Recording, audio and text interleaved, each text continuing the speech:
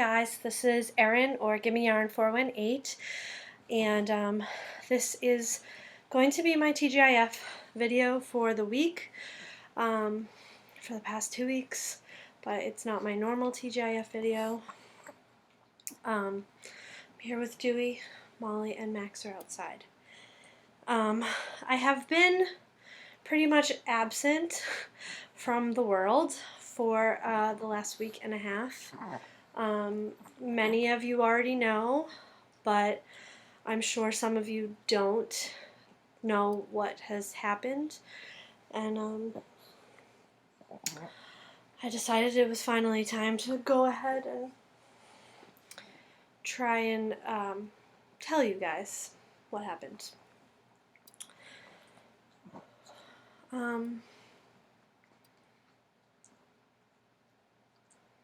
I'm not going to edit this video either. It's just going to be what it is because it's really hard enough to make. So just have to look at the calendar. On January 19th, not January, on June 19th, Kristen and I noticed some differences in how Mia was doing with her breathing, and watching her breathing and her respiratory rate was how we could gauge how she was doing with the congestive heart failure. We noticed that her resting heart rate had increased, and Kristen called the on-call doctor, which happened to be the vet that we, like our PCP for a vet, PCV, primary care veterinarian, I don't know. And she had us dramatically increase Mia's furosemide, which is, for people, it's Lasix. And it seemed to help enough so that to get us through the night. And then Saturday we had an 8 o'clock appointment with her. We went in on Saturday and talked with Dr. Bronco, our vet, and she said that she could hear fluid in Mia's lungs, and her murmur seemed to be significantly increased, and suggested that we have some x-rays done, and we had no problem with that. So we had some x-rays done, and she came back and said that she could see a difference and could see the fluid on the lungs, and suggested that we have the x-rays sent out to a specialist, which we did, and we were told we would get the results back Monday, the 22nd. So on that Saturday, the 20th, we adjusted Mia's medication, and just kind of decided to go from there. I wasn't overly concerned, because Mia was on the lowest dose of the Lasix, the furosemide, and she was also on a different medication, but that was just for the congestive heart failure. The first time she had x-rays, our vet could see the congestive heart failure, but the fluid on the lungs did not show up. Our vet could see the enlargement of the heart, but when we sent it out, there was a discrepancy, but all of Mia's symptoms presented as congestive heart failure, so we treated it as congestive heart failure. We decided not to put Mia through a full cardiac workup with a specialist, because Mia was 11 years old a year ago, and she was an older 11 years old. Well, she was almost 12. And this year we decided pretty much the same thing, that we were going to treat the congestive heart failure and go from there.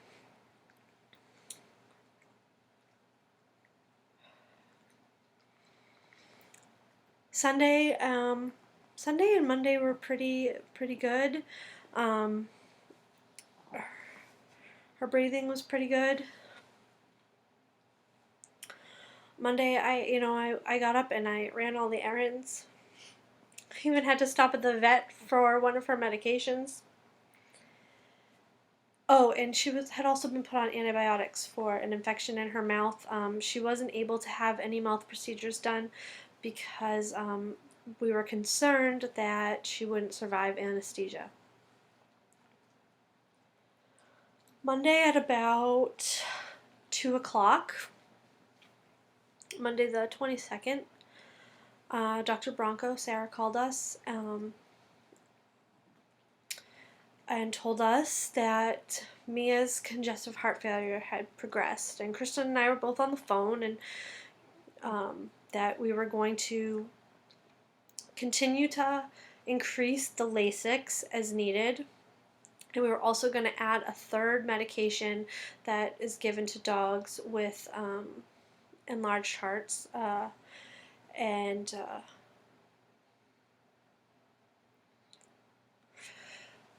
it confirmed for us that we made the right choice a year and a quarter ago, 18 months ago, 16 to 18 months ago, to treat the symptoms and not the x-ray, and keep her on continue with the furosemide and the vetmedin, which is the other heart med we were on.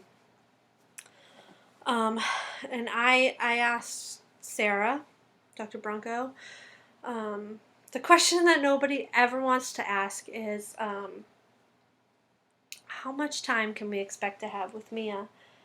And Dr. Bronco told us that from date of diagnosis, you are very lucky if you have a dog for 2 years. Mia was 12 years old, and considering that she had been diagnosed a year ago, that we could anticipate to have no longer, realistically, than another year with her, which was devastating news. So she talked to us for quite a while, and we got off the phone, and we were obviously very upset. I was not anticipating that news. These dogs are my first animals, and I've gone through this with other people's dogs, but never my own dogs. So I was broken up. Kristen was more broken up. I tend to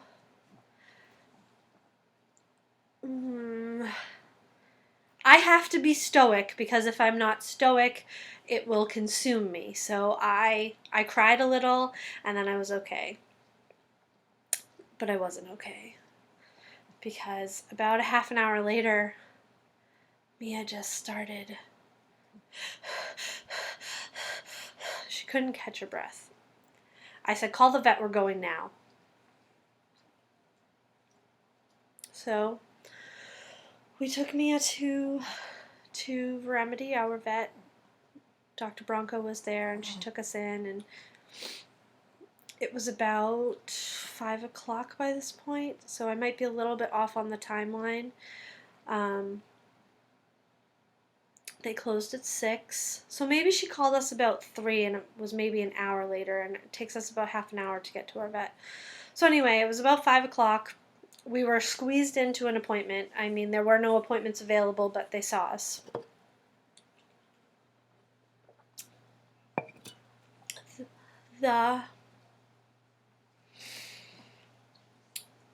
The lung sounds, the fluid in her lungs had not changed. If anything, it had increased. We could not get her respiratory rate down to, we wanted it to be 6 to 7 per 10 seconds. We couldn't get it lower than 15.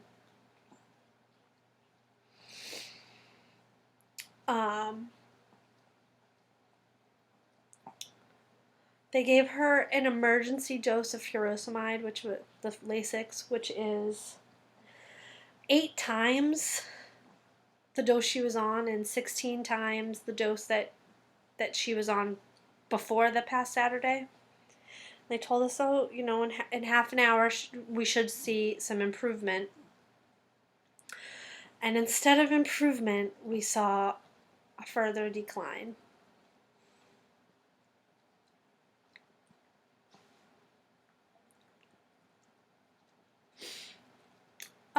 we were given the option to take her to an emergency room or a specialist or home. It was really all up to us. We were given the option of trying the third medication.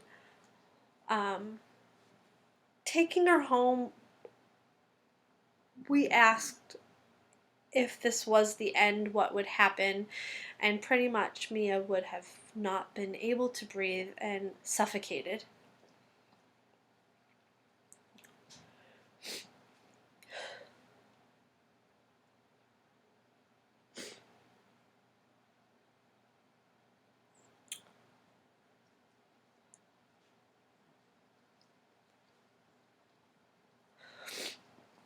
So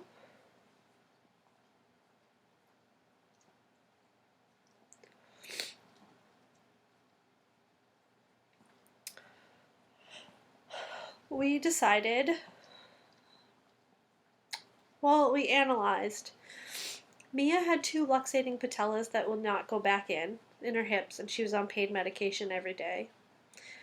Mia had a severe infection in her mouth that couldn't be treated in the way it needed to be treated. Mia had an enlarged heart and fluid on both of her lungs, and she couldn't breathe. So it was quite obvious that she was in a lot of pain. Even though she refused to show us that she was in pain. All the symptomology that went along with it showed that she was in an excruciating amount of pain. And when we weighed all the pros and cons and all the positives versus negatives, there was the positive that she was going to be with us stacked up against a mountain of negatives. Number 1 being she was in an extreme amount of pain and wasn't getting any better and wasn't going to get any better. And number 2, that if we brought her home, death would be excruciating. Selfishly, for us as much as for her. So we lost Mia that day. We chose to end her suffering.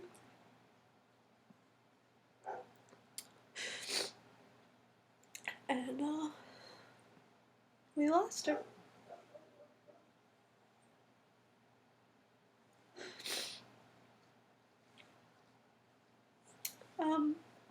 I do want to say that our vet was phenomenal, and they were with us past 8 o'clock that day and didn't rush us and gave us all the time we needed.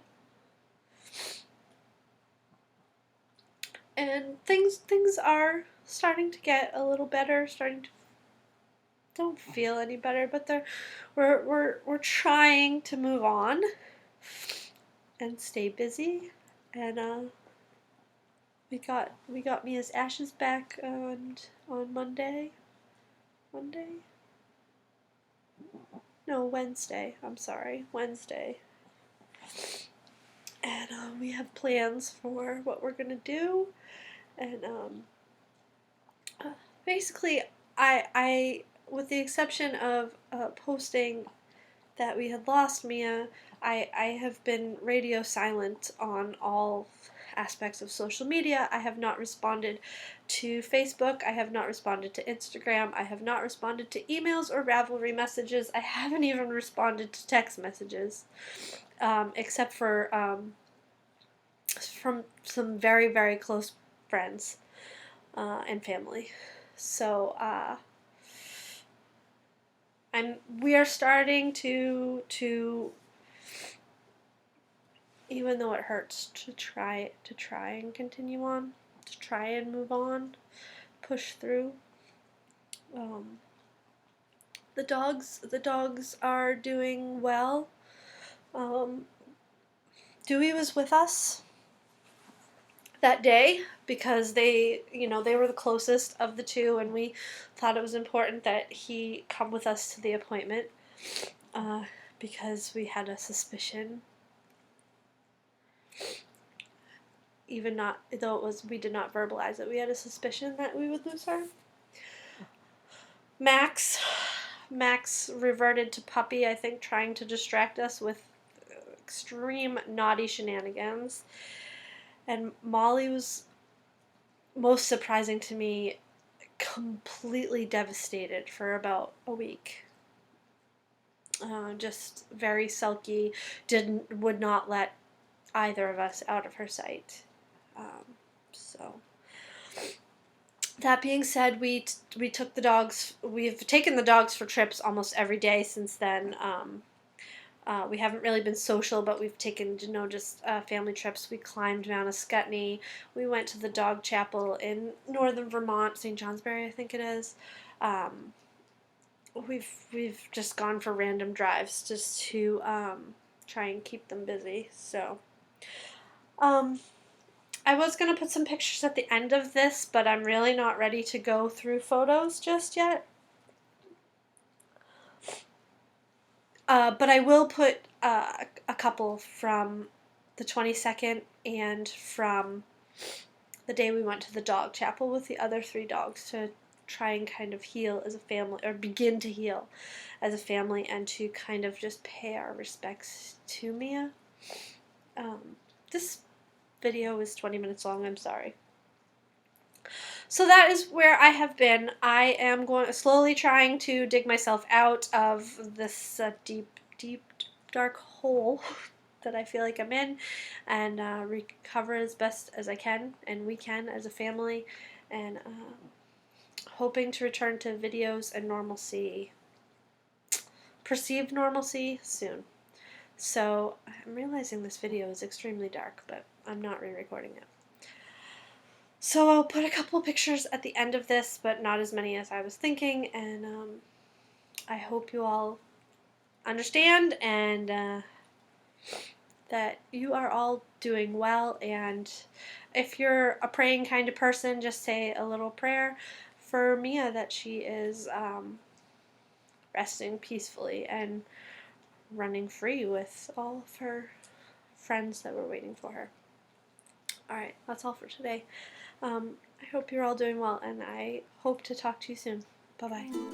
Ooh, someday I wish upon a star, wake up where the clouds are far behind me, where trouble melts like lemon drops, high above the chimney top. That's where you find me, oh, somewhere over the rainbow. Bluebirds fly, and the dream that you dare to, oh why can't I? Oh, someday I wish upon a star, wake up where the clouds are far behind me, where trouble melts like a lemon drops, high above the chimney top. That's where you find me, oh, somewhere over the rainbow, way up high. The dreams that you dare to, why, oh why can't I?